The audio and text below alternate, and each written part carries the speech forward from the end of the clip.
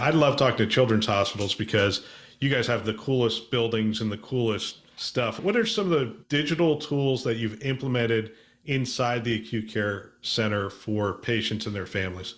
In 2017, we tripled the size of our hospital. We are only 31 years old, and we're now top 10 in the country 3 years in a row. And we expanded our acute building 200% in 2017. We put 23 new technologies in that facility. And I won't go through them all, but some of the highlights were RTLS.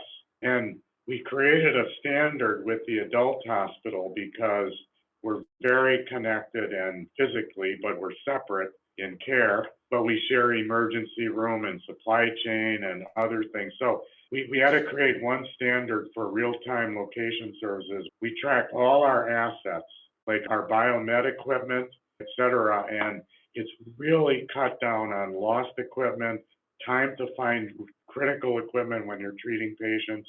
We also can track our staff. We can track any asset, and we never refer to our people as assets, but they're our greatest assets. On our badges, our tracking devices, and when we can turn it on to see how long they've spent in the patient room, did they respond in an appropriate manner?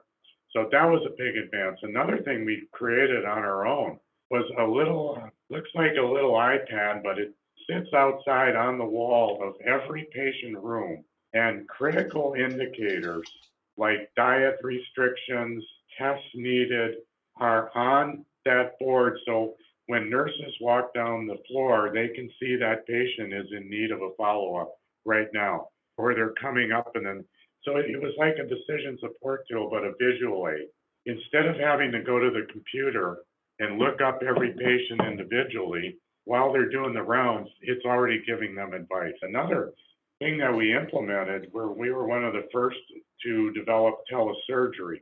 And in our ORs, we now video in high-level specialists from around the country, like at Texas Children's, and they consult during the surgery on the patient. So instead of flying that physician out here with 4 hours of flight time and everything else, we can save their time and video them in, and they're doing literally consults to our surgeons live during our surgeries.